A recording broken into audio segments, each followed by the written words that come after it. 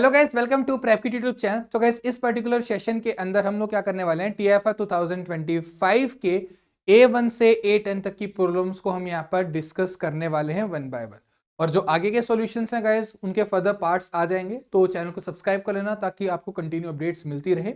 ठीक है, तो आप फिर सॉल्यूशन के साथ स्टार्ट करते हैं। वन बाय वन सभी प्रॉब्लम्स को यहाँ पर हम डील करेंगे। ठीक है, तो देखो जो हमारी फर्स्ट प्रॉब्लम है वो हमारे पास क्या है। हमें गाइस क्या गिवन है, consider triangle subtended on the surface of sphere of radius 1। Radius 1 का एक हमें स्फीयर दे रखा है बाय ज्वाइनिंग दीज पॉइंट्स। ठीक है, तो गाइस ये अपने पास यहाँ पर 3 पॉइंट्स होंगे जो कि स्फीयर के ऊपर लाई कर रहे होंगे। ठीक है, राइट, विद आर्क। एक देखो, एक बार इन पॉइंट्स के बारे में थोड़ा सा ना बोल देता हूं मैं। जैसे ये वाला जो पॉइंट है 001, ये हमारा जेड एक्सिस के ऊपर होगा। ये वाले जो 2 पॉइंट्स है हमारे एक्स वाई प्लेन के अंदर होंगे। ठीक है, अब एक्स वाई प्लेन के ऊपर क्या होता है, एक्स वाई प्लेन के ऊपर थीटा 90 डिग्री होता है और अपने पास फाई एंगल चेंज होता है। करेक्ट, तो इन 2 पॉइंट्स के अंदर हम देख लेंगे कि फाई अपने पास क्या है, इस पॉइंट के ऊपर फाई क्या है, इस पॉइंट के ऊपर फाई क्या है। तो बेसिकली मैं यहां पर करना क्या चाह रहा हूं, इन तीनों पॉइंट्स के कोरस्पॉन्डिंग में अपने पहले यहां पर स्फेरिकल कोऑर्डिनेट्स को डिफाइन करूंगा। राइट, एंड देन इस क्वेश्चन के अंदर हमें जो बोला गया है कि हमें एरिया निकालना है जो ये ट्राइंगल सस्पेंड करेगा, जो ये ट्राइंगल क्या करेगा, सबटेंड करेगा कहां पर, over the surface of the sphere. तो पहले मैं अपने यहां पर कोऑर्डिनेट्स निकालता हूं, स्फेरिकल कोऑर्डिनेट्स। ठीक है, तो देखो कैसे निकाले जाएंगे। अगर हम जैसे इसके लिए बात करें, यहां पर हाफ और √3/2 है। राइट, तो इसको पहले एक्स वाई प्लेन बनाता हूं मैं यहां पर, ताकि तुम्हें चीजें अच्छे से दिखाई दें, समझ में आए कि चल क्या रहा है। ठीक है, तो अपने पास जो पॉइंट दे रखा है वो क्या दे रखा है, हाफ और √3/2 दे रखा है। तो ये पॉइंट है हाफ √3/2, इस तरह से ऐसे। ठीक है, तो अब ये जो पॉइंट है इसके लिए जो एंगल थीटा अपने पास होगा, ये वाला जो एंगल है, सॉरी एंगल फाई, क्योंकि हम एक्स वाई प्लेन के ऊपर है ना, तो एक्स वाई प्लेन के ऊपर क्या होता है, एंगल फाई होता है। क्या होता है, एंगल फाई। तो यहां पर जो ये एंगल होगा ये कितना होगा हमारे पास, इस पॉइंट के कोरस्पॉन्डिंग अपने पास यहां पर ये क्या है, इधर देखा जाए तो एक्स कोऑर्डिनेट छोटा है, वाई कोऑर्डिनेट अपने पास ज्यादा है, तो ये एंगल 60 डिग्री अपने पास एक्चुअली। तो अपने पास यहां पर ये 60 डिग्री अपने पास यहां पर होगा फाई। ठीक है, तुम इसको ऐसे भी निकाल सकते हो, टेन थीटा करोगे। ठीक है, tan theta is equal to जो तुम्हारा वाई कोऑर्डिनेट है डिवाइड बाय एक्स कोऑर्डिनेट। तो वाई कोऑर्डिनेट है √3/2, एक्स कोऑर्डिनेट है हाफ। तो यहाँ पर जो टेन थीटा आएगा वो कितना आएगा, मतलब ये टेन फाई, सॉरी अगेन मैं थीटा यूज कर रहा हूँ, फाई है एक्स वाई कोऑर्डिनेट पे ना, मतलब एक्स वाई प्लेन के ऊपर है। तो यहाँ पर आएगा टेन फाई इक्वल टू √3। तो यहाँ से फाई जो आएगा वो क्या आएगा तुम्हारे पास, 60 डिग्री निकल के आ जाएगा इस तरह से। तो ये हमने यहाँ पर निकाल दिया। इसी तरह से जो हमारा दूसरा पॉइंट है, दूसरा पॉइंट क्या है हमारे पास यहाँ पर, -हाफ √3/2। तो बस इसका x नेगेटिव हुआ है, यानी कि यहाँ वाला कोऑर्डिनेट। तो ये -हाफ है, √3/2 है, इस तरह से ऐसे। तो इसके लिए जो तुम निकालोगे ये वाला एंगल, तो ये आएगा 120 डिग्री। ठीक है, क्योंकि इस केस में जो tan फाई होगा, ये वाला इस वाले पॉइंट के लिए जो tan फाई होगा ये आएगा अपने पास -√3। तो यहाँ पर जो फाई बनेगा ये बनेगा 120 डिग्री। तो यानी कि देखा जाए एक्स वाई प्लेन के अंदर जो हमारे पास रीजन कवर होगा, जो एंगल सबटेंड होगा, वो अपने पास फाई 60 से लेकर के 120 तक जाने वाला है। ठीक है, तो ये हमारे पास सिचुएशन रहने वाली है। अब ऐसे ही जो हमारा जो तीसरा पॉइंट है 001 जो हमारे पास पॉइंट है, अगर एक चीज और, इन दोनों पॉइंट्स के लिए जो थीटा है ना वो 90 डिग्री है। ठीक है, क्योंकि जो एक्स वाई प्लेन होता है ना उसके लिए थीटा 90 डिग्री होता है। ठीक है, तो theta is equal to 90 degree.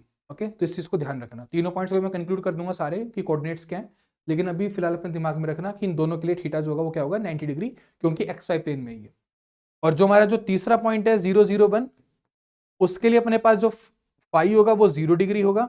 तो वैसे तो कुछ भी ले लो, इससे इंडिपेंडेंट ही रहेगा 001, क्योंकि एक्चुअली यहाँ पर जो थीटा है ना अपने पास, वो अपने पास इसके लिए 0 डिग्री है। तो फाई की वैल्यू कुछ भी डजंट मैटर।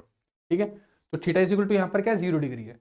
तो अगर मैं यहाँ पर तुम्हें मेन चीज बताऊं सारे कोऑर्डिनेट्स के लिए, जैसे पहले 001 के लिए बात करूं, तो इसका जो आर कोऑर्डिनेट है वो है 1, थीटा कोऑर्डिनेट जो है वो है 0, और फाई कोऑर्डिनेट कुछ भी ले लो, इससे फर्क नहीं पड़ेगा इस केस में। ठीक है, वो कुछ भी ले लो, जेड एक्सिस के ऊपर कुछ भी हो फाई, इट डजंट मैटर। ठीक है, क्योंकि फाई एंगल जो होता है वो एक्स एक्सिस के साथ एंगल होता है। ठीक है, राइट, तब तुम्हारे पास यहाँ पर थीटा 0 है, तो इट डजंट मैटर कि तुम्हारे पास फाई क्या है। फिर तुम्हारे पास जो पॉइंट है हाफ, √3/2 और 0, तब मैं इस कोऑर्डिनेट की बात करता हूं, तो यहां पर आर कोऑर्डिनेट तो 1 ही है। ठीक है, जो थीटा कोऑर्डिनेट है वो π/2 है, और जो फाई कोऑर्डिनेट है वो अपने पास कितना है, π/3 है, यानी कि 60 डिग्री, इस तरह से। और जो अपने पास तीसरा पॉइंट है -हाफ, √3/2 और 0, ये अपने पास यहाँ पर इसका कोरस्पॉन्डिंग कोऑर्डिनेट क्या होगा, 1, π/2 और यहाँ पर जो एंगल है वो अपने पास 120 था, 120 मीन्स 2π/3। तो तीनों पॉइंट्स के अपने पास यहाँ पर कोऑर्डिनेट्स आ चुके हैं। अब कोऑर्डिनेट्स हम लोगों ने फाइंड कर लिए हैं, राइट। अब क्या करना है, जस्ट एरिया निकालना है ना, यही तो क्वेश्चन था, एरिया सबटेंड। तो एरिया निकालने के लिए क्या करना पड़ेगा, इंटीग्रेशन। तो यहां पर आएगा r² sin theta d theta d phi. अब r तो इक्वल टू 1 है, रेडियस 1 दे रखा है स्फीयर का, तो r तो अपने पास यहां पर 1 है, इतना तो क्लियर है। तो अपने पास जो इंटीग्रेशन आएगा वो sin थीटा d थीटा और d फाई आएगा इस तरह से ऐसे। अब लिमिट्स की बात करें तो जो फाई अपने पास है वो π/3 से 2π/3 जा रहा है, तो π/3 से 2π/3 ये है फाई की लिमिट। थीटा की जो लिमिट है वो 0 से π/2 हो रहा है, 0 से π/2। तो ये अपने पास गाइस यहां पर बनेगा क्या, हमारा ट्रायंगल इस तरह से, ठीक है। और देखो एक चीज हो, जैसे ना एक यहाँ पर कंफ्यूजन हो सकती है कि जो ये ट्रायंगल बनेगा कैसे बनेगा। तो गाइस ट्रायंगल जो ये अपने पास बनेगा ना, ये स्फीयर के सरफेस के ऊपर इसकी साइड्स लाया करेंगी, ठीक है, और वो ग्रेट सर्कल वाली साइड्स होंगी। ग्रेट सर्कल क्या होता है, जो सबसे बड़ा सर्कल बना सकते हो तुम स्फीयर के ऊपर, उसको बोलते हैं ग्रेट सर्कल, ठीक है, राइट। मतलब कि बेसिकली जो सर्कल्स जिनका रेडियस आर है, ठीक है, जो स्फीयर अपने पास है यहाँ पर, जैसे एक तो सर्कल में बनाऊं यहाँ पर, इसका रेडियस आर होगा, एक सर्कल में बनाऊं यहाँ पर तो इसका रेडियस छोटा है ना, तो ये ग्रेट सर्कल नहीं है। ग्रेट सर्कल अपने पास ये वाला है, ठीक है। तो जो अपने पास ये ट्रायंगल बन रहा है ना इन 3 पॉइंट से, ठीक है, वो उसके सरफेस के ऊपर लाया करेगा और ये बनेगा किससे, ग्रेट सर्कल की आर्क से, ग्रेट सर्कल की आर्क से, ठीक है। तो ये उससे हमारे पास यहां पर बन रहा होगा, ओके, ठीक है। जैसे कि अगर मैं यहां पर बात करूं तो एक पॉइंट तो अपने पास ये वाला है, एक अपने पास समवेयर इधर होगा, एक यहां पर होगा। तो ये इस तरह से एक सर्कल आएगा इसके ऊपर, एक ये ऐसे आएगा और एक ये इस तरह से आएगा सम।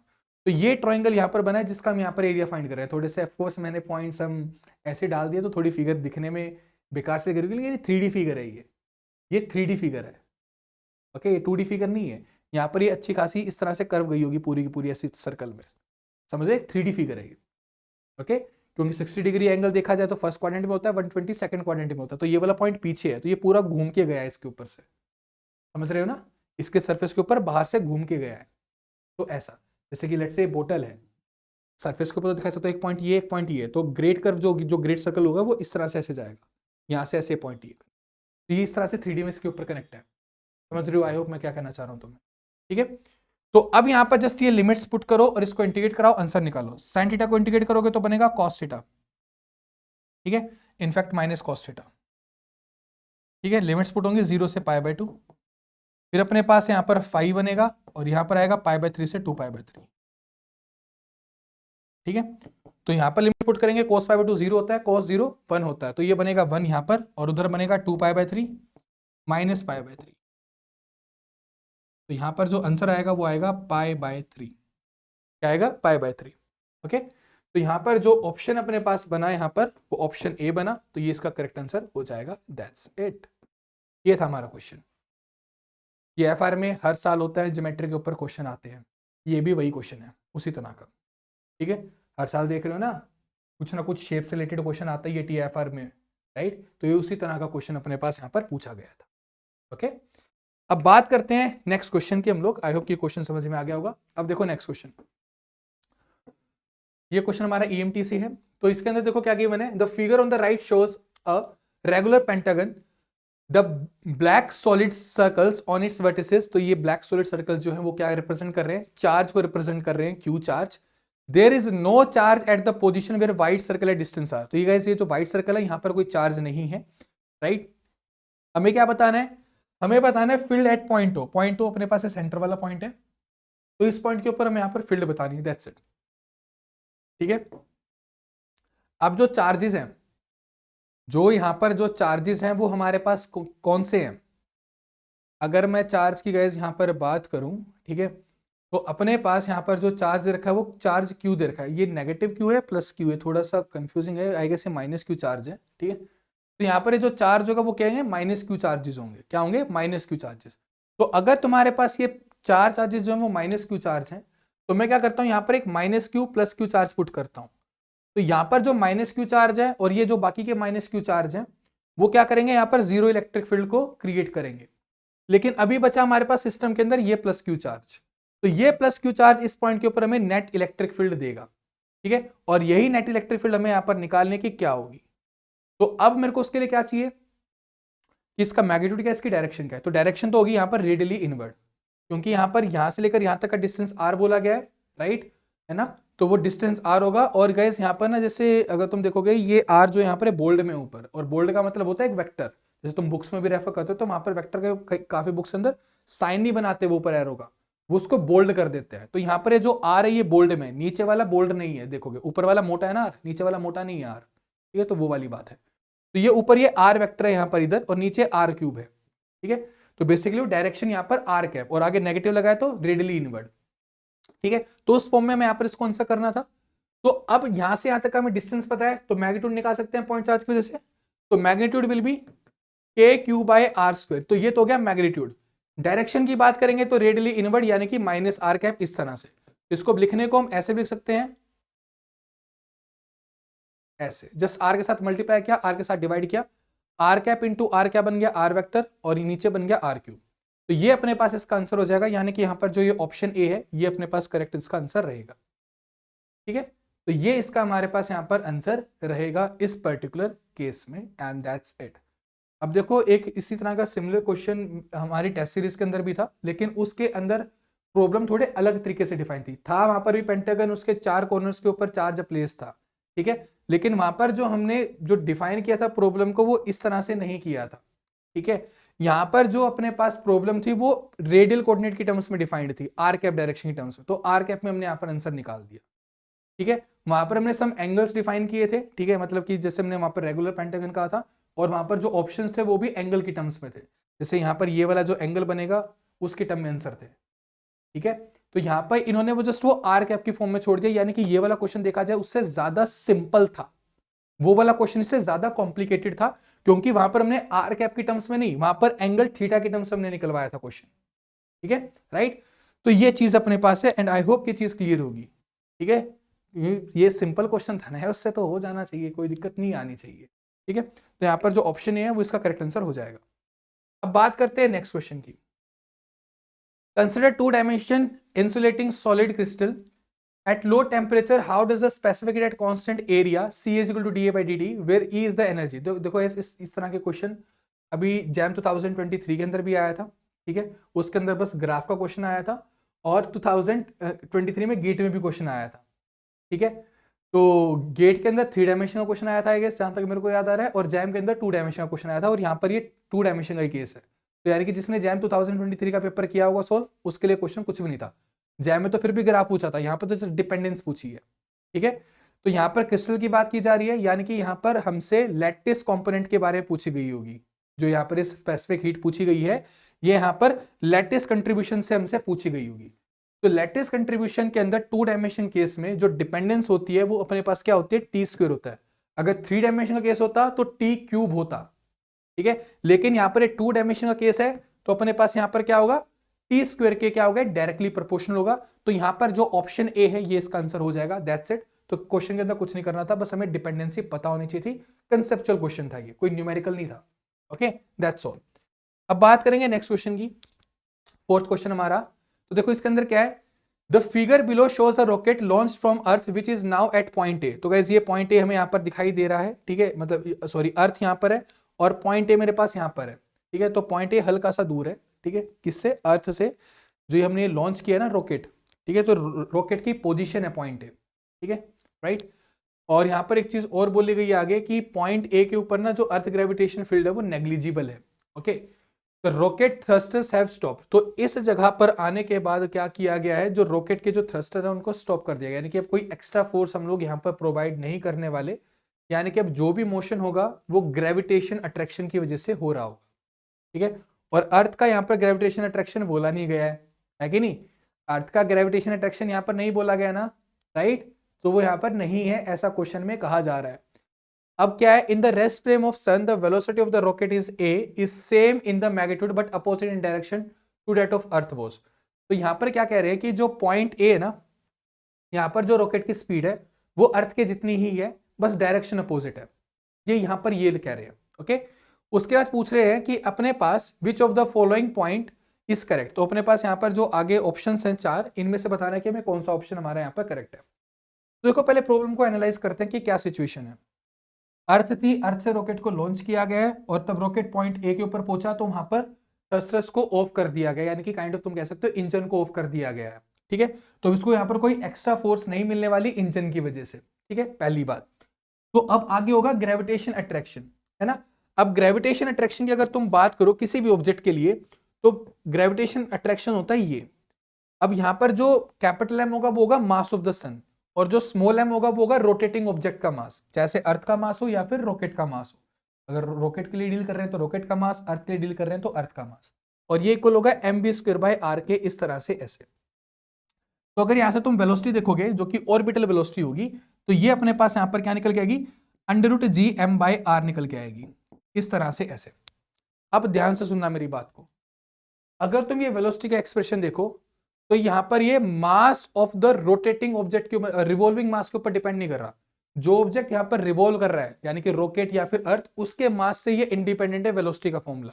ये सिर्फ मास ऑफ सन के ऊपर डिपेंड कर रहा है, साथ में डिस्टेंस के ऊपर डिपेंड कर रहा है कि रेडियस कितना है अपने पास, उनके ऊपर ही डिपेंड कर रहा है, राइट। और एक चीज और, ये जो मैंने यहाँ पर फॉर्मूला लिखा है ये सर्कल के लिए लिखा है वैसे, ठीक है, लेकिन इलिप्स के अंदर भी सेम टाइप की सिचुएशन हो रही होगी। ठीक है, लेकिन फिलहाल मैंने यहाँ पर जो फॉर्मूला लिखा है ये सर्कल के लिए लिखा है, तो ये अपने पास है।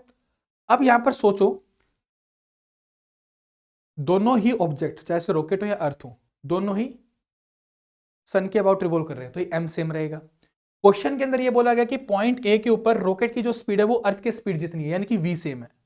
तो यानी कि अगर v सेम है तो जो रेडियस ऑफ द ऑर्बिट है वो भी सेम होने वाला है कि नहीं। तो जो ऑर्बिट हमारे पास अर्थ का था वही ऑर्बिट हमारे पास किसका रहने वाला है, इसका रहने वाला है रॉकेट का, बस डायरेक्शन अपोजिट होगी, क्योंकि अर्थ इस डायरेक्शन में जा रहा है, रॉकेट इस डायरेक्शन में जा रहा है। तो जो चार ऑप्शन दे रखे हैं उनको एनालाइज करते हैं, राइट, जो मैंने बोला है उसके साथ कंपेयर करते हैं कि कौन सी स्टेटमेंट हमारे पास करेक्ट है।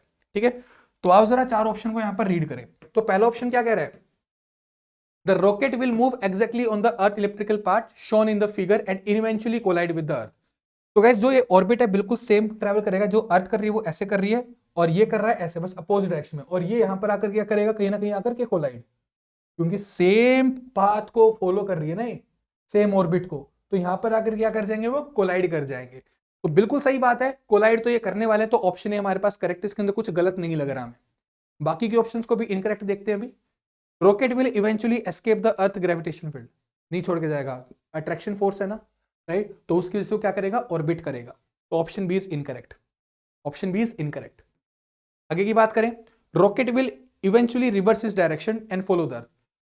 अर्थ उसको अट्रैक्ट नहीं कर पा रही है पॉइंट ए के ऊपर, पॉइंट ए वो पॉइंट था जहां पर अर्थ का ग्रेविटेशन फोर्स काम नहीं कर रहा, तो अर्थ उसको अपनी तरफ खींच नहीं पाएगी, और जो सन है वो उसको पाथ में ऑर्बिट करवा रहा है, राइट, तो उसकी डायरेक्शन वो चेंज नहीं करवा सकता, मतलब अपोजिट नहीं करवा सकता, है ना। तो option C is also incorrect. Option D की बात करेंगे, rocket will turn towards the sun and eventually collide with it. तो देखो गाइस यहाँ पर जो हमारे पास जो फोर्स है वो रेडिली इनवर्ट ऐसे लग रही हो, लेकिन जो वेलोसिटी है वो उस डायरेक्शन में नहीं उसकी आने वाली। ठीक है, तब भी अपने पास इस तरह की चीजें होती है ना कि वेलोसिटी अपने पास अलग डायरेक्शन में ऐसे और फोर्स अपने पास इस डायरेक्शन में लग रही है, तो वो एक सर्कुलर इफेक्ट देता है। जैसे कि केस वो याद कर लो, charge particle in the magnetic field, तो मैग्नेटिक फील्ड की वजह से जो फोर्स होती थी वो रेडिली इनवर्ट लगती थी और पार्टिकल की वेलोसिटी ट्रांसवर्स डायरेक्शन में होती थी, तो वो स्टिल सर्कुलर मोशन में जो करता था। ठीक है, और इसी तरह से अर्थ के केस में भी तो है कि फोर्स ऑफ अट्रैक्शन तो हमारे पास टुवर्ड्स द सेंटर है, ठीक है, उसकी वेलोसिटी डिफरेंट डायरेक्शन में, तो ऐसे केसेस के अंदर एंगुलर मोमेंटम कांस्टेंट रहता है, और एंगुलर मोमेंटम को कांस्टेंट रखते हुए जो अपने पास जो पार्टिकल है वो अपने पास यहाँ पर क्या करेगा, इलिप्स मोशन यहाँ पर कर रहा होगा इस पर्टिकुलर केस में। So option D is also incorrect, जो कह रहा था कि वो सन की तरफ हमारे यहाँ पर मूव करने लगेगा। अगर लेट से रॉकेट वहां पर रेस्ट पे होता ना, अगर रॉकेट वहां पर रेस्ट पे होता तो मैं कहता कि वो सन की तरफ मूव करेगा और जाके कोलाइड कर देगा, लेकिन वहां पर रॉकेट जो वो रेस्ट पे नहीं था, उसके पास सम वेलोसिटी थी, ऑर्बिटल वेलोसिटी थी उसके पास, है ना, राइट, जिसकी वजह से वो क्या करेगा, ऑर्बिट करेगा, ना कि वो उसके आके अंदर आकर के फॉल हो जाएगा। ठीक है, और क्वेश्चन में क्लियरली गिवन था कि यहां पर जो स्पीड थी उसकी वो इक्वल थी जो अर्थ की स्पीड थी, यानी कि जो अर्थ की ऑर्बिटल स्पीड है वही रॉकेट की ऑर्बिटल स्पीड है, और वहीं से पता चला कि वो उसी पाथ को फॉलो करने वाला है, ना कि वो अंदर जाएगा। ठीक है, तो यहां पर हमने बाकी के 3 इनकरेक्ट प्रूफ किए और ऑप्शन ए को करेक्ट कहा, तो यही इसका क्या हो जाएगा, हमारे पास आंसर हो जाएगा। That's it. आई होप कि लॉजिक समझ में आ रहे होंगे क्वेश्चंस के। ठीक है, तो ये था हमारे पास फोर्थ क्वेश्चन। अभी बात करते हैं नेक्स्ट क्वेश्चन की। तो देखो फिफ्थ क्वेश्चन हमारे पास यहाँ पर क्या कह रहा है। तो इसके अंदर गाइस देखो क्या किया गया था, एक वाटर टैंक है जिसकी हाइट यहाँ पर हमें h दे रखी है, यहाँ पर एक होल है जिसका एरिया ऑफ क्रॉस सेक्शन यहाँ पर a था, राइट। और यहाँ पर ये जो है लिक्विड यहाँ से बाहर निकल के नीचे हाइट स्मॉल h गिरा है। अब हमें यहाँ पर बताना है कि इधर एरिया ऑफ क्रॉस सेक्शन क्या होगा, इस a डैश की हमें यहाँ पर वैल्यू फाइंड करनी है। दैट्स इट, ये हमारा काम है। ठीक है, तो बहुत सिंपल सा क्वेश्चन है, बहुत सिंपल क्वेश्चन है। आओ देखते हैं कि कैसे किया जाएगा। ये हाइट h है ना, तो तब भी इस तरह से होल होता है, तो यहां से जो वेलोसिटी ऑफ आउटकम होता है वो अपने पास किसके इक्वल होती है, √2gh। ठीक है, इस इक्वेशन को तुम बर्नौली प्रिंसिपल का यूज करते हुए भी निकाल सकते हो वैसे। ठीक है, तो ये अपने पास वेलोसिटी होती है यहां पर, वेलोसिटी ऑफ इफ्लक्स। ठीक है, ये चीज हमने पढ़ी होती है पहले भी, क्वेश्चन इसके ऊपर जैम के अंदर बने हुए हैं, तो काफी इंपॉर्टेंट चीज हमारे लिए रहती थी। तो अगर ये हाइट h है तो यहाँ पर जो वेलोसिटी होगी वो ये होगी। अब यहाँ पर जो वेलोसिटी है सिर्फ x डायरेक्शन में, ये सिर्फ और सिर्फ हमारे पास x डायरेक्शन में कंपोनेंट है, राइट, यहां वाली वेलोसिटी। अब देखा जाए इसके बाद यहां पर क्या हो रहा है, वर्टिकल कंपोनेंट वेलोसिटी का आएगा, क्योंकि ग्रेविटी इसके ऊपर एक्ट करेगी तो उसकी वजह से नीचे की तरफ जाएगा। तो अगर मैं यहां पर इस पॉइंट के ऊपर देखूं, इसको मैं लेट्स से इंस्टेंट 1 कह देता हूं यहां पर, और ये इंस्टेंट 2 कह देता हूं। तो अगर इंस्टेंट 1 की अगर मैं बात करता हूं, एट इंस्टेंट 1 अगर इंस्टेंट 1 की अगर मैं बात करता हूं, तो यहां पर जो अपने पास हॉरिजॉन्टल कंपोनेंट है वेलोसिटी का वो हमारे पास 0 है ना, राइट। सॉरी, हॉरिजॉन्टल कह रहा हूं, वर्टिकल हॉरिजॉन्टल तो अपने पास ये है ना, √2gh, vertical 0, sorry my bad. ठीक है, तो वर्टिकल हमारे पास क्या यहाँ पर 0 है, लेकिन ग्रेविटी की वजह से वो नीचे की तरफ जाएगा, यानी कि उसका वेलोसिटी कंपोनेंट इंक्रीज हो रहा होगा। तो अगर मैं वो vy निकालना चाहूं इस इंस्टेंट 2 के ऊपर, तो क्या मैं वो निकाल सकता हूं। तो vy क्या होगा, जो मेरे पास uy है प्लस में gt, इस तरह से ऐसे। ठीक है, लेकिन अभी मेरे को जो रिलेशन चाहिए वो हाइट के टर्म्स में चाहिए, तो ये वाला फॉर्मुला यूज नहीं करते, तो फॉर्मुला यूज करते हैं ये वाला, vy² = uy² प्लस में 2as, मतलब कि 2gs। जो s होगा वो h होगा, क्योंकि यहाँ पर जो वर्टिकल डिस्टेंस ने ट्रेवल किया है वो डिस्टेंस h है। ठीक है, तो vy अपने पास यहाँ पर वैसे एक्चुअली है क्या, vy तुम्हारे पास क्या है, y component of velocity at instant 2। ठीक है, तो ये अपने पास है, तो uy 0 है, तो vy हम यहां से निकाल सकते हैं। तो vy² अपने पास यहां पर क्या निकल के आया, vy² = √2gh, मतलब 2gh, ये अपने पास निकल के आया। एग्री हो गई इस बात से। अब अगर तुम इंस्टेंट 2 के ऊपर देखो, तो जो x कॉम्पोनेंट होगा वो अपने पास सेम होगा, क्योंकि x डायरेक्शन अपने पास कोई भी फोर्स नहीं है ना। तो इस पॉइंट से निकलने के बाद जो x कॉम्पोनेंट होगा वो अपने पास सेम रहने वाला है। तो अपने पास इंस्टेंट 2 के ऊपर जो नेट स्पीड अपने पास होगी ना, नेट वेलोसिटी एट इंस्टेंट 2 वो अपने पास क्या होगी, देखो अपने पास क्या होगी, जो अपने पास वहां पर vx है एंड जो अपने पास वहां पर vy है, उसको इस तरह से वेक्टर फॉर्म में हम लिखेंगे। तो vx अपने पास सेम रहेगा जो पहले था, क्या था पहले, √2gh, तो वो अपने पास सेम रहेगा, क्योंकि x डायरेक्शन अपने पास कोई भी फोर्स नहीं है, तो it will remain the same. vy की बात करेंगे तो यहां से निकालेंगे √2gh आएगा, 2g⁻h, इस तरह से ऐसे j कैप। अगर अब तुम यहां पे इसका मैग्नीट्यूड निकालो इस वेलोसिटी का, तो वो क्या आएगा, तो मैग्नीट्यूड आएगा ये, तो यानी कि यहां पर 2g को मैं कॉमन ले सकता हूं, एंड अपने पास आएगा H प्लस h। तो ये अपने पास वेलोसिटी होगी इंस्टेंट 2 के ऊपर। ठीक है, हमें ये पता चल चुका है। अब समझो चीजों को, अब यहां पर लगाएंगे इक्वेशन ऑफ कंटिन्यूटी। वो क्या कहती है कि जो रेट ऑफ फ्लो होता है वो हमारे पास सेम रहता है। ठीक है, जो अमाउंट ऑफ फ्लो होता है वो क्या होता है, अपने पास सेम रहता है, अमाउंट ऑफ फ्लो। ठीक है, तो अपने पास Q1 = Q2 करेंगे, यानी कि अपने पास आएगा A1 × V1 = A2 × V2। तो इंस्टेंट A1 के ऊपर अपने पास जो एरिया दे रखा है क्वेश्चन के अंदर वो A दे रखा है, वेलोसिटी हमें पता है कि वहां पर √2gh है, A2 जो है हमारे पास वो A' के साथ रिप्रेजेंट कर रखा है, और वहां पर जो अपने पास वेलोसिटी है V2 वो हमने यहाँ पर ये निकाली है, ये वाली इंस्टेंट 2 के ऊपर जो स्पीड है वो कितनी है, √2gh प्लस h, इस तरह से ऐसे। ठीक है, तो 2g से 2g दोनों तरफ कट जाएगा, और यहाँ से A' की वैल्यू हम बड़े आराम से निकाल सकते हैं। तो यहाँ से जो A' अपने पास निकल के आएगा, it is equal to A times of √h divide by capital H plus small H, इस तरह से। तो ये इसका हमारे पास क्या हो जाएगा, आंसर हो जाएगा, राइट। तो ये इसका हमारे पास यहाँ पर क्या हो जाएगा, आंसर हो जाएगा। Okay, that's all. तो अब जो ऑप्शंस है मैच करवा लो, देख लो कि कौन सा ऑप्शन अपने पास यहाँ पर मैच कर रहा है। तो यहाँ पर जो ऑप्शन ए है, it is your answer, that's it. समझ में आई बात। तो ये हमारे पास यहाँ पर इसका क्या हो जाएगा, हमारा आंसर हो जाएगा, दैट्स ऑल। ओके, तो अभी मूव करते हैं हम लोग नेक्स्ट क्वेश्चन की तरफ, क्वेश्चन नंबर 6 की तरफ। ठीक है, तो अब देखो क्वेश्चन नंबर 6 हमें यहाँ पर क्या कहना चाहता है।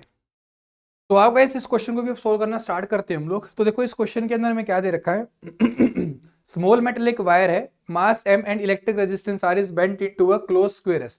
अब देखो पहली बात यहाँ पर इसको स्मॉल मेटेलिक वायर बोला गया है, तो हो सकता है हमें यहाँ पर अप्रोक्सीमेशन भी यूज करनी पड़ जाए। ठीक है, it passes through a region row of length l, जो कि हमें ग्रेटर दे रखी है a से। देखो गाइस a जो है वो ये लेंथ दे रखी है, और l जो हमारे पास वो क्या है, बड़ा है a से, ये यहाँ पर बोला गया है। The initial velocity v naught x of the square is large enough that it emerges out of row from the right। तो अपने पास यहाँ पर जो है ना इनिशियल वेलोसिटी जो हमने यहाँ पर इसको v naught दी है, वो इतनी है कि वो इस रीजन को क्रॉस कर जाए।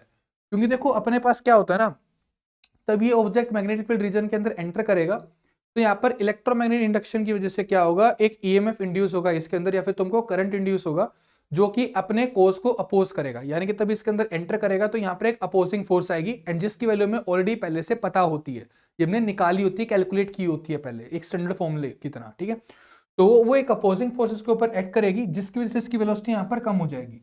अंदर वाले रीजन में अपने पास क्योंकि फ्लक्स सेम रहेगा, तभी कंप्लीटली एंटर कर चुकी होगी, तो वहां पर इसके ऊपर कोई अपोजिंग फोर्स नहीं होगी, यानी कि अंदर ये कांस्टेंट स्पीड के साथ मूव करेगी। फिर तब ये यहाँ से एग्जिट लेगी, अगेन इसके ऊपर एक अपोजिंग फोर्स होगी, क्योंकि तब ये बाहर जा रहा होगा तो उसका फ्लक्स कम हो रहा होगा, एंड इलेक्ट्रोमैग्नेटिक इंडक्शन उसको अपोज करेगा, जो इंड्यूस करंट होगा वो उसको अपोज करेगा, यानी कि वो फ्लक्स को कम नहीं होने देना चाहता होगा। ठीक है, तो उसकी वजह से अगेन एक अपोजिंग फोर्स आएगा जिसको बाहर जाने से रोक रहा होगा, यानी कि यहां पर भी इसकी वेलोसिटी दोबारा से कम हो रही होगी। तो एंटर करते हुए भी इसकी वेलोसिटी कम होगी, एग्जिट के दौरान भी इसकी वेलोसिटी कम हो रही होगी, लेकिन तब ये बीच में ट्रेवल कर रहा था, वहां पर उसकी कांस्टेंट स्पीड होगी। ठीक है, तो ये यहां पर हमारे पास हो रहा होगा, एंड इस तरह का एक बार पहले भी क्वेश्चन एग्जाम में आ चुका है। ठीक है, उसके अंदर बस वो ग्राफ का क्वेश्चन था। ठीक है, राइट, तो सिमिलर क्वेश्चन पहले भी एक बार एग्जाम में पहले आ चुका था। ठीक है, तो ये सिमिलर टाइप का क्वेश्चन है, और हमने क्लास में देखा जाए तो ये एग्जैक्ट क्वेश्चन ही हमने पहले कर रखा है। ठीक है, ये नोट्स के अंदर तो मैं एग्जैक्ट क्वेश्चन मिल जाएगा, पिछले मैं दो तीन साल से करा रहा हूँ सेम क्वेश्चन को, तो सेम क्वेश्चन तो मैं मिल जाएगा क्लास नोट्स में भी। तो देखो इसको कैसे करना होता है, हमें अपने पास यहाँ पर मैग्नेटिक फील्ड रीजन दे रखा है इस तरह से ऐसे, और ये हमारे पास यहाँ पर लूप है।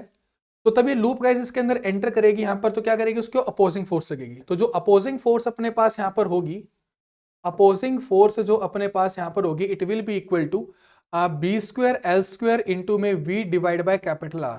तो ये होता है हमारे पास यहाँ पर अपोजिंग फोर्स का मैग्नीट्यूड। ठीक है, तो अब हम यहाँ पर क्या करेंगे, न्यूटन सेकंड लॉ लगाएंगे इसके ऊपर, कि जो फोर्स है summation of F equal to M में लगाएंगे। तो फोर्स अपने पास ये रही, अपोज कर रही है तो नेगेटिव साइन यूज करेंगे फोर्स, एंड इक्वल टू क्या आएगा, M V D V by D X, हम यहाँ पर ये यूज करेंगे। एक्सेलरेशन की यहाँ पर हम फॉर्म यूज करेंगे V D V by D X, क्योंकि हमें यहाँ पर जो देखना है वो डिस्टेंस के टर्म में देखना है। ये साइड ए दे रखी है, ठीक है ना, ये भी ए दे रखी है इस तरह से ऐसे। ठीक है, तो यहाँ पर ये एल स्क्वायर की जगह पर भी ए स्क्वायर आएगा फॉर गिवन केस, ये ए स्क्वायर वी आएगा, क्योंकि इन्होंने साइड जो दे रखी है वो एल नहीं वो ए दे रखी है ना, तो ए स्क्वायर आएगा। एल क्या थी, जस्ट लेंथ थी यहाँ पर इस वायर की लेंथ। ओके, तो अपने पास ये फॉर्म यहाँ पर रह जाएगी। अब इसको क्या करेंगे, जस्ट इंटीग्रेट, तो v से भी यहाँ पर कटेगा, राइट, तो इंटीग्रेट करेंगे तो minus B square A square है डिवाइड बाय आर है, यहाँ पर dx आएगा वेरिएबल्स को सेपरेट करते हुए, और यहाँ पर m dv आएगा इस तरह से ऐसे। तो तब ये अंदर एंटर नहीं किया है, तो उस इंस्टेंट को लूंगा मैं x इक्वल टू 0, और तब ये कंप्लीट एंटर कर चुका होगा, तो वहां पर डिस्टेंस मूव करेगा a, यानी कि फाइनल x की वैल्यू होगी a। तो अपने पास x की लिमिट होगी 0 से लेकर के a, तो तब x इक्वल टू 0 था, यानी कि तब तक वो एंटर नहीं हुआ था, तो उसकी स्पीड थी v नॉट, एंड तब वो कंप्लीटली एंटर हो चुका है, यानी कि डिस्टेंस a वो ट्रेवल कर चुका है, तो वहां पर उसकी स्पीड मैंने कहा v। ठीक है, तो ये अपने पास यहां पर होगा इस तरह से। तो v में क्या कह रहा हूं, तब ये कंप्लीटली इसके अंदर एंटर हो चुका होगा, वो वाली स्पीड में कह रहा हूं v। ठीक है, ओके, तो ये मैंने यहां पर कहा है। तो अभी यहां पर देखो क्या होगा, लिमिट्स पुट करेंगे, तो B square A square divide by R है, यहां पर आएगा a is equal to M, यहां पर आएगा v माइनस वी नॉट इस तरह से ऐसे, ठीक है। तो यहां से मैं v निकाल सकता हूं, तो इधर से तब मैं कैलकुलेशन करूंगा तो जो v आएगा अपने पास वो क्या आएगा, v naught minus B square A cube divide by R M इस तरह से। तो ये अपने पास यहां पर वैल्यू आएगी इस v की, ठीक है। अब इसके बाद तब ये यहां से बाहर निकलेगा, अगेन अपने पास सेम सिचुएशन होगी, उसकी वेलोसिटी अगेन अपने पास क्या हो रही होगी, डिक्रीज हो रही होगी। ठीक है, तो लेट्स से मैं कहता हूं कि तब वो यहां पर बाहर निकला है, उसकी जो स्पीड है यहां पर मैंने कह दिया अब लेट्स से v2, तो मेरे को ये v2 निकालना है कि v2 क्या होगा, तभी यहां से एग्जिट करेगा, क्योंकि तब ये एग्जिट करेगा तो यहां पर भी इसके ऊपर सेम अपोजिंग फोर्स एक्ट करेगी, सेम अपोजिंग फोर्स उसके ऊपर एक्ट करेगी, ठीक है। तो आप फिर अभी देखते हैं उसके ऊपर अप्लाने के लिए, मतलब तब वो लगाएंगे तो क्या होगा। तो ये तो था वाइल एंटरिंग, ये जो भी मैंने यहां पर डिस्कशन किया है क्या, वाइल एंटरिंग का। अभी करते हैं तब वो एग्जिट ले रहा है तब क्या होगा, यानी कि वाइल लीविंग। तो तब वो लीव करेगा तो अपने पास यहां पर क्या होगा, summation of F equal to M में लगाएंगे दोबारा से, फोर्स अपोज कर रहा है तो B square A square into में V divide by R opposing force है, साथ में एम इंटू में D V V D V by D X. तो ये अपने पास यहां पर रहेगा, ठीक है, ओके। तो अभी यहां पर देखा जाए इस प्रॉब्लम के अंदर अपने पास क्या रहने वाला है, ये वाला v इसके साथ कटेगा अगेन, तो अपने पास यहां पर क्या आएगा, B square A square divide by R with negative sign, साथ में dx का इंटीग्रेशन जाएगा इज इक्वल टू m आएगा, साथ में dv एंड यहां पर अगेन इंटीग्रेशन। अब यहां पर जो वेलोसिटी है इधर वाली वो है v1, मतलब ये v, ठीक है, और तब ये एग्जिट ले रहा है वो है v2, तो यानी कि बिफोर, मतलब तब वो एग्जिट उसने स्टार्ट नहीं की, उससे पहले उसकी स्पीड है v और एग्जिट के बाद उसकी स्पीड है v2, तो यहां पर जो लिमिट होंगी वो v से जाएंगी v2 तक, और मेरे को v2 निकालना है, v मेरे को पता है, v ये रहा ना, थोड़ी देर पहले निकाला, राइट। तो ये इनिशियल लिमिट वही है जो पिछले केस में निकाला, क्योंकि गाइस तब ये इसके अंदर ट्रैवल करेगा ना यहां से यहां तक, तो वो कांस्टेंट स्पीड रखेगा, क्योंकि अंदर फ्लक्स के अंदर चेंज नहीं आ रहा, फ्लक्स के अंदर चेंज नहीं आ रहा, कोई इंड्यूस करंट नहीं होगा, कोई इंड्यूस करंट नहीं है तो कोई फोर्स नहीं होगी उसके ऊपर, ठीक है, क्योंकि फोर्स तो तब आएगी ना लूप के ऊपर, तब अपने पास उसके अंदर इंड्यूस करंट होगा, तो तब वो अंदर मूव कर रहा है तो फ्लक्स कांस्टेंट है, वहां पर फ्लक्स चेंज नहीं हो रहा, जिसकी वजह से करंट जीरो होगा, करंट जीरो हुआ तो अंदर फोर्स लगेगी, फोर्स लग रही है यानी कि अंदर वो कांस्टेंट स्पीड के साथ मूव करेगा, ठीक है। तो स्पीड चेंज जस्ट एंटरिंग के टाइम पे और लीव करते टाइम चेंज हो रही होगी, बीच में अपने पास वो कांस्टेंट रहेगी। आई होप कि स्टेटमेंट क्लियर होगी, ओके। और यहां पर भी तब तक उसने एग्जिट लेना स्टार्ट नहीं किया तो x इक्वल टू 0, और तब एग्जिट ले लिया तो a, क्योंकि आफ्टर ऑल हमें डिस्टेंस से मतलब है ना, यहाँ पर कितना डिस्टेंस ट्रेवल किया, तो यहाँ पर तब इंटीग्रेट करोगे तो डिस्टेंस अपने पास वो a ही आएगा, ये कि a डिस्टेंस उसने ट्रेवल किया, तो उस चीज से मेरे को मतलब था, तो उसके अकॉर्डिंग मैंने यहाँ पर लिमिट्स डिफाइन की। तो अपने पास आएगा बी स्क्वायर ए की power 3 into divide by R is equal to M, और यहाँ पर आएगा v2 माइनस वी इस तरह से ऐसे। तो यहाँ से तब तुम v2 निकालोगे, v2 will be equal to v minus में B square A cube divide by R M इस तरह से ऐसे। अब v की वैल्यू को पुट करेंगे तो v की वैल्यू क्या थी, v नॉट माइनस में B square A cube divide by R M था, राइट। तो ये थी v की वैल्यू, और अब यहाँ पर ये टर्म दोबारा से है तो बी स्क्वायर ए क्यूब है डिवाइड बाई आर एम है इस तरह से, ये वाली टर्म और ये वाली टर्म सेम है तो ये ऐड होके ट्वाइस बन जाएगा। तो अपने पास यहाँ पर जो v2 आ रहा है तो ये आ रहा है v नॉट माइनस में 2 B square A cube divide by R M, तो ये वैल्यू हमारे पास यहां पर निकल के आई है कुछ इस तरह से, ठीक है। अब यहां पर एक बार वी नोट को मैं कॉमन लेता हूं, तो वी नोट को तो मैं कॉमन लूंगा तो 1 माइनस में 2 बी स्क्वायर ए की power 3 divide by R M V naught बनेगा इस तरह से। अगर तुम ऑप्शंस में देखोगे ना तो ये बिल्कुल सेम फॉर्म तो नहीं आई है जैसी ऑप्शन में गिवन है, सिमिलर फॉर्म तो मैं ऑफकोर्स दिखाई देगी, लेकिन एग्जैक्ट फॉर्म यहाँ पर किसी भी ऑप्शन के साथ मैच नहीं कर रही। जैसे ये वाली फॉर्म देखोगे इसके अंदर एक स्क्वायर एक्स्ट्रा है, राइट, और यहाँ से 2 गायब है, तो यहाँ पर क्या किया होगा इन्होंने मे बी अप्रोक्सीमेट कर रखा है, क्योंकि यहाँ पे इन्होंने जैसे बोला था ना स्मॉल मेटेलिक वायर, तो मैं कह देता हूँ कि लेट से ए हमारे पास यहाँ पर जो बहुत ज्यादा छोटा है, तो ये ओवरऑल टर्म क्या होगी, काफी ज्यादा छोटी होगी। तो यहाँ पर बाइनोमियल एक्सपेंशन का यूज करते हुए इस टर्म को मैं कह सकता हूँ, देखो एक्यूरेट आंसर तो यही है देखा जाए तो, राइट। और जो मैंने क्लास में पहले क्वेश्चन सोल्व करवा रखा है, अगर नोट्स आके तुम देखोगे तो वहां पर मैंने यही आंसर निकलवा रखा है, वहां पर मैंने यही आंसर निकलवा रखा है, ठीक है। लेकिन इन्होंने इस फॉर्म में आंसर नहीं दे रखा, इन्होंने क्या कर रखा है यहाँ पर, इन्होंने यहाँ पर बाइनोमियल एक्सपेंशन का यूज किया हुआ है। तो यहाँ पर 1 माइनस में बी स्क्वायर ए क्यूब है divide by R M V naught आएगा, और यहाँ पर ये जो 2 था ये चला जाएगा पावर में। तो अगर ये वाली क्वांटिटी अगर बहुत ज्यादा छोटी है तो उस केस में इस चीज को हम ऐसे लिख सकते थे, ठीक है। और ऑप्शन के अंदर तुम्हें यही वाली वैल्यू दे रखी है, ठीक है। वो ये ना कि टीएफआर जस्ट में कभी कभार वो एग्जैक्ट आंसर नहीं पूछते, वो बेस्ट करेक्ट पूछते हैं, ठीक है। तो ये एक सर्टेन कंडीशन के अंदर, तब ये वाली जो वैल्यू है ओवरऑल ये वेरी लेस देन 1 होगी अगर, तो उस केस में ये वाली जो क्वांटिटी है वो इसके इक्वल होगी, और जो बाकी के ऑप्शन है वो बहुत अलग है इनसे, ठीक है। तो जो बेस्ट ऑप्शन जाएगा यहाँ पर वो ऑप्शन ए जाएगा, ठीक है। तो ऑप्शन ए इज करेक्ट। समझ में आई बात, ठीक है। लेकिन एक्यूरेट आंसर वो ये है, ठीक है। तो अगर जिन्होंने क्लास नोट्स में ये चीजें रिवाइज की होंगी एग्जाम से जस्ट पहले, तो उनको बस इससे यहां तक पहुंचना था, ठीक है। तो इतना सा काम था, तो यहाँ पर ऑप्शन ए जो रहेगा वो हमारा यहाँ पर क्या रहेगा, करेक्ट रहेगा, एंड दैट्स इट, ओके। तो आप फिर अभी बात करते हैं नेक्स्ट क्वेश्चन की। 7th क्वेश्चन हमारे पास है, the output pulse train Y of the circuit shown on the right with 3 synchronise input trains. तो एबीसी का हमारे पास इनपुट है, हमें आउटपुट बताना है कि क्या होगा। यहाँ पर क्या लगा है, एंड गेट लगा है, ये और गेट लगे हैं। तो अगर तुम यहाँ पर पहले गेट को देखो यहाँ पर, तो इसके अंदर एक सी आ रहा है, एक ए आ रहा है, तो यहाँ पर आया ए सी। यहाँ पर तुम देखो एक बी आ रहा है, एक ए आ रहा है, तो ये आया बी ए। यहाँ पर अगर तुम देखो एक सी आ रहा है और एक बी आ रहा है, तो यहाँ पर आ रहा है बी सी।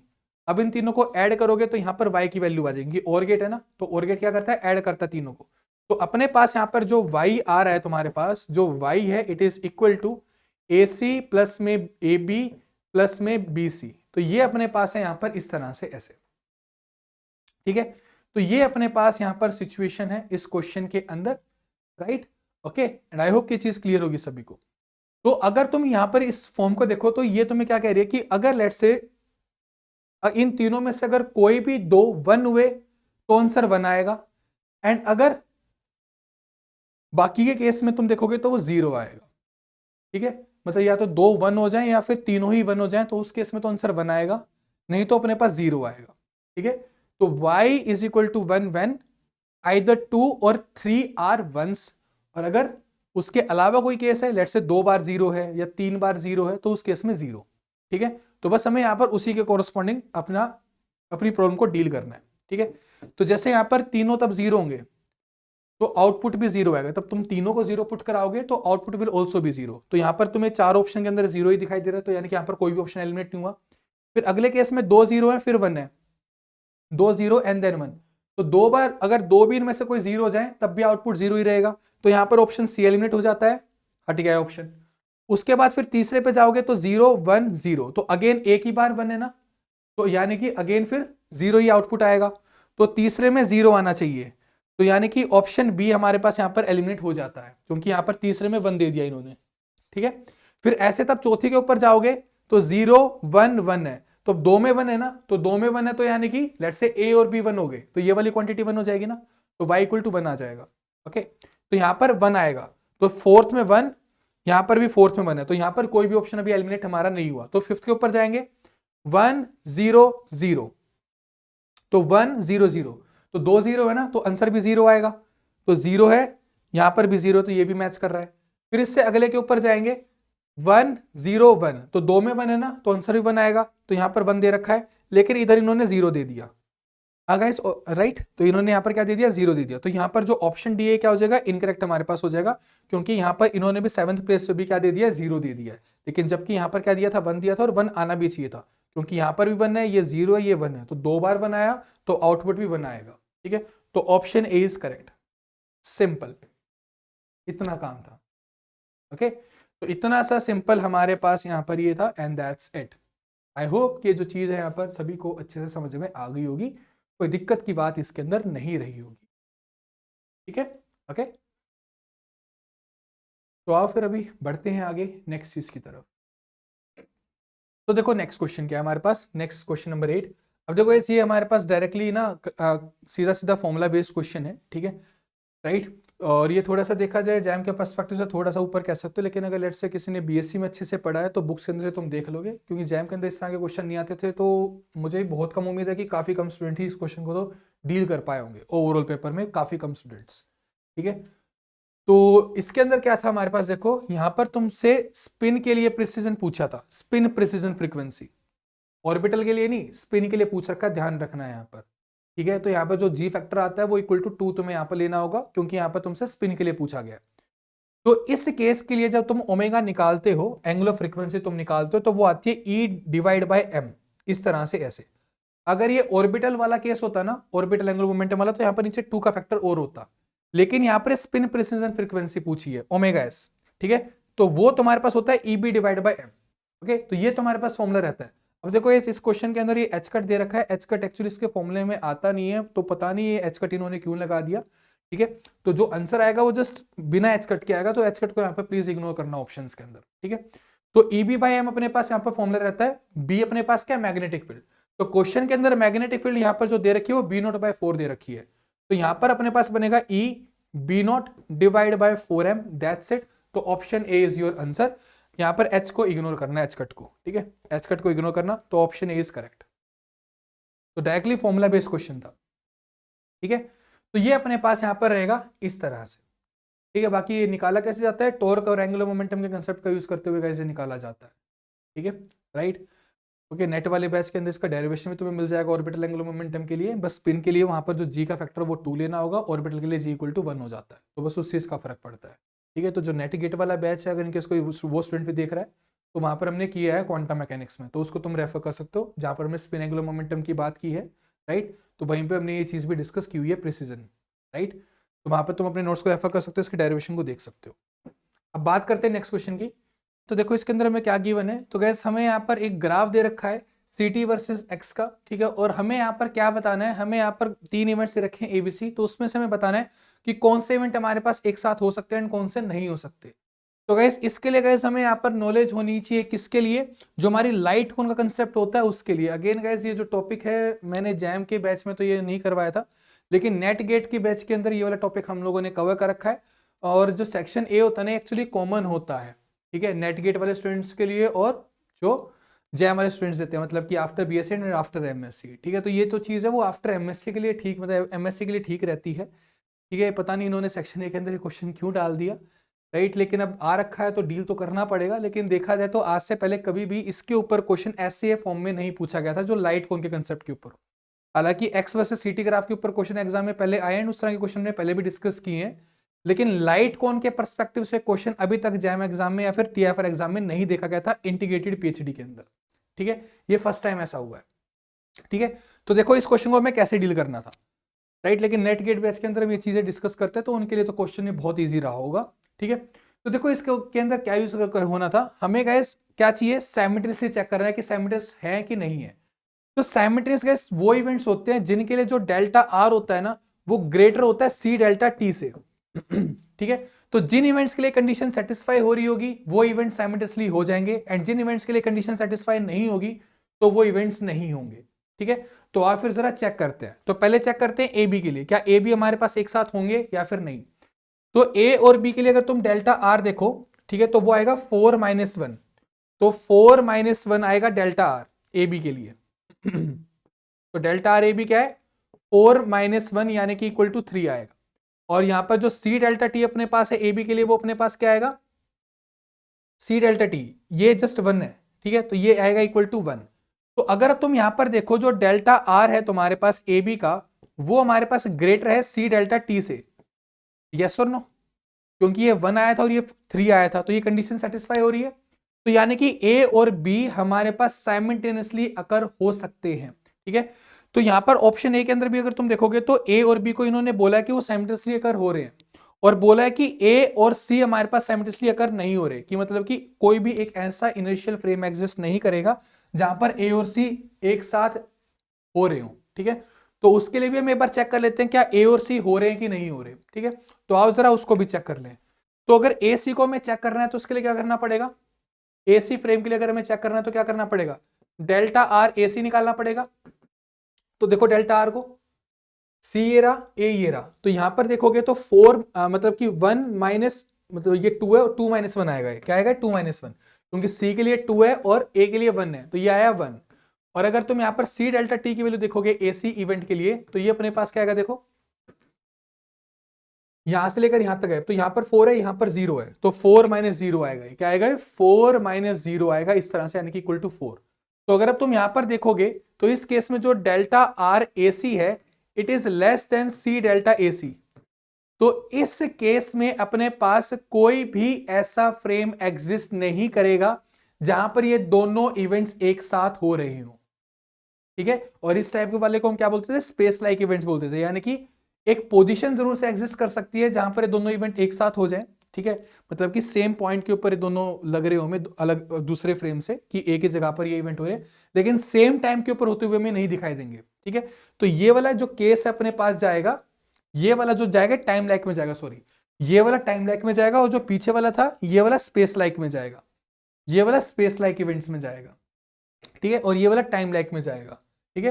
बाकी थ्योरी लेक्चर को रेफर करोगे जो नेट गेट बैच में है, तो वहां पर तुम्हें सारी चीजें समझ में आ जाएगी कि क्या मैं यहाँ पर बोल रहा हूँ, अगर इनके कोई फर्स्ट टाइम इन चीजों को सुन रहा है तो, ठीक है।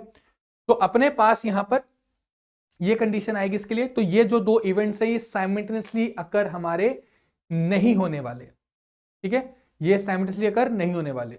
तो ए और बी एक साथ हो सकते हैं, ए और सी नहीं हो सकते, ठीक है। अब इन्हीं के ऊपर हमारे पास सारे ऑप्शन से बने हुए हैं, तो यहाँ पर जो ऑप्शन है इसके अंदर सेटिस्फाई हो रहा है कि ए और बी तो एक साथ हो रहे हैं, ए सी नहीं हो रहे, तो ये इसका करेक्ट ऑप्शन हो जाएगा।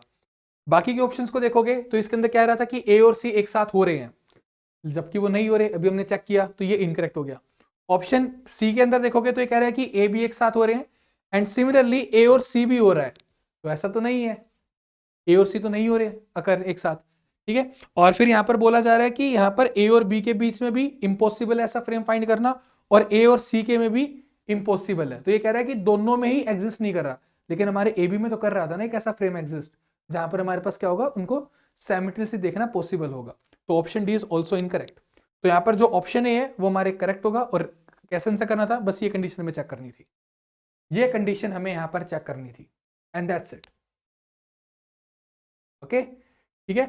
और अगर ऐसे सेम स्पेशल पॉइंट का पूछा गया होता कि स्पेस में सेम पॉइंट के ऊपर दोनों इवेंट अकर हो रहे होंगे, तो उसके लिए जो इससे अपोजिट वाली कंडीशन है ना, delta R is less than C delta T, वो हमें फॉर्मूला लगा के चेक करना होता, दैट्स इट, इतना ही काम था, ठीक है। तो ये कंडीशन हमारे पास किसके लिए होती है, सेम टाइम के ऊपर अकर हो रहे हो उसके लिए कंडीशन, और अगर सेम स्पेस में मतलब सेम स्पेशल पॉइंट के ऊपर, एक ही पॉइंट के ऊपर आई मीन, तो उसके लिए ये वाली कंडीशन होती है, ठीक है। तो इनके लिए सेम पॉइंट वाला फ्रेम पॉसिबल है, लेकिन सेम टाइम वाला फ्रेम पॉसिबल नहीं है। आई होप की चीज क्लियर होगी। बाकी डिटेल में जानना है, कोई फर्स्ट टाइम सुने ये चीजें, तो कोर्स के अंदर सब कुछ अवेलेबल है। अब बात करते हैं यहाँ पर इस क्वेश्चन की। तो देखो इस क्वेश्चन के अंदर हम यहाँ पर क्या गिवन है, ये क्वेश्चन भी एक अच्छा क्वेश्चन है काइंड ऑफ, देखा जाए तो मतलब दिखने में सिंपल लगता है, लेकिन ये ऐसा क्वेश्चन है कि जो मैक्सिमम स्टूडेंट नहीं करके आए होंगे, ठीक है, राइट। तो देखो क्वेश्चन कैसे हमें डील करना था यहाँ पर। तो क्या दे रखा था हमें यहाँ पर, हमारे पास यहाँ पर जो है इधर पहले रोड थी इनिशियली इस तरह से ऐसे, ठीक है, ये रोड इनिशियल केस है। अब उसके बाद क्या किया गया, इस रोड को यहाँ से रिलीज किया गया, ये फिक्स पॉइंट है, ठीक है, इसको यहाँ से रिलीज किया गया, और रिलीज करने के बाद ये वाला जो पॉइंट है वो इस तरह से ऐसे आएगा सर्कल में। भाई ये लेंथ तो अपने पास चेंज थोड़ी हो जाएगी रोड की, राइट। तो ये वाला जो पॉइंट है सर्कल को ट्रेस करेगा, राइट। तो इस तरह से इसकी क्या हो जाएगी, हमारे पास यहाँ पर फाइनल पोजीशन हो जाएगी, ये भी लेंथ एल है, ये भी लेंथ अपने पास क्या होगी, एल होगी, और जो हमारे पास यहाँ पर स्प्रिंग आएगा वो इस तरह से आएगा बीच में ऐसे, है कि नहीं। तो ये सिचुएशन अपने पास यहाँ पर होगी। अब इस प्रॉब्लम के अंदर हमें क्या करना है, हमें ये एंगल थीटा फाइंड करना है जहां पर हमारे पास क्या हो, इक्विलिब्रियम एस्टेब्लिश हो रहा हो, ठीक है, क्योंकि यहां पर बोला गया ना कि यहां पर आकर के रुक गया है, ठीक है। तो अब हमें बताना है यहां पर इस सिस्टम के लिए कि ये एंगल जो थीटा होगा, जो ये इक्विलिब्रियम ने एस्टेब्लिश कर लिया है कि एंगल थीटा क्या है। तो बेसिकली हम यहाँ पर करने क्या वाले हैं, क्योंकि तब ये इक्विलिब्रियम एस्टेब्लिश हो जाएगा तो यहाँ पर सिस्टम की जो नेट टॉर्क है वो जीरो हो जाएगी, रोटेशनल इक्विलिब्रियम है ना यहाँ पर, ठीक है। तो नेट टॉर्क क्या हो जाएगी, हमारे पास जीरो हो जाएगी। अब यहाँ पर दो फोर्सेस हैं, एक mg और दूसरी स्प्रिंग फोर्स, तो दोनों की वजह से टॉर्क फाइंड करते हैं, और उन दोनों के मैग्नीट्यूड को हम इक्वेट कर दें। डायरेक्शन दोनों के अपोजिट है, क्योंकि mg नीचे की तरफ एक्ट कर रही है, स्प्रिंग फोर्स ऊपर की तरफ एक्ट कर रही है, जिसकी वजह से टॉर्क की डायरेक्शन की अपोजिट आएगी, ठीक है। तो जस्ट इनकी वजह से मैग्नीट्यूड निकालो टॉर्क का, राइट, स्प्रिंग फोर्स की वजह से और mg की वजह से, और उनके मैग्नीट्यूड को क्या कर दो, जस्ट इक्वेट कर दो, एंड दैट्स इट, ठीक है। तो ये काम अभी हम यहाँ पर करने वाले हैं, ओके। तो पहले करते हैं mg की वजह से फाइंड। तो अपने पास यहां पर क्या कर रखा है, एक मास m यहां पर लटका रखा था, तो इसकी वजह से नीचे फोर्स आएगी mg, ये वाला जो मास m था, ठीक है। रोड तो मासलेस है, रोड अपने पास मासलेस है, ठीक है। तो mg फोर्स यहां पर नीचे की तरफ लगेगी, ओके। तो ये जो mg फोर्स है ये क्या टॉर्क प्रोवाइड करेगी, इसको मैं टाउ mg लिख देता हूं। तो ये आएगा mg इनटू में r परपेंडिकुलर। तो r परपेंडिकुलर क्या होगा, यहां पर ये लाइन ऑफ फोर्स थी mg इस तरफ, तो ये r परपेंडिकुलर आएगा ये वाला डिस्टेंस, तो रोड की लेंथ थी L, तो ये होगा L/2 और उसका कॉम्पोनेंट यहां पर लोगे तो L/2 cos theta is the R perpendicular, तो ये बनेगा mg L/2 cos थीटा। तो इसको डिफाइन कर दिया मैंने यहां पर फर्स्ट इक्वेशन इस तरह से, ऐसे इक्वेशन नंबर 1। अब दूसरा काम है स्प्रिंग फोर्स की वजह से टॉर्क निकालना। तो अपने पास यहां पर स्प्रिंग फोर्स लगेगी इस डायरेक्शन में ऐसे kx। ठीक है गाइस, इसकी जो स्प्रिंग की जो नेचुरल लेंथ थी वो 0 थी, यानी कि जितने भी अमाउंट ऑफ ये एक्सटेंशन है, राइट, ये डिस्टेंस x है। ठीक है, यहां से लेकर यहां तक का जो डिस्टेंस है ये x है। ठीक है, और kx is the spring force. ठीक है, क्वेश्चन के अंदर बोला गया था यहाँ पर कि इसकी जो रेस्ट लेंथ है वो अपने पास 0 है, राइट। तो अपने पास स्प्रिंग की जो नेचुरल लेंथ थी वो 0 थी, जितना भी एक्सटेंशन x है सारा का सारा स्प्रिंग फोर्स के अंदर कंट्रीब्यूट करेगा। तो जैसा क्वेश्चन में बोला गया वैसा ही मैंने यहां पर लिया है। ठीक? अब देखो आगे की बात।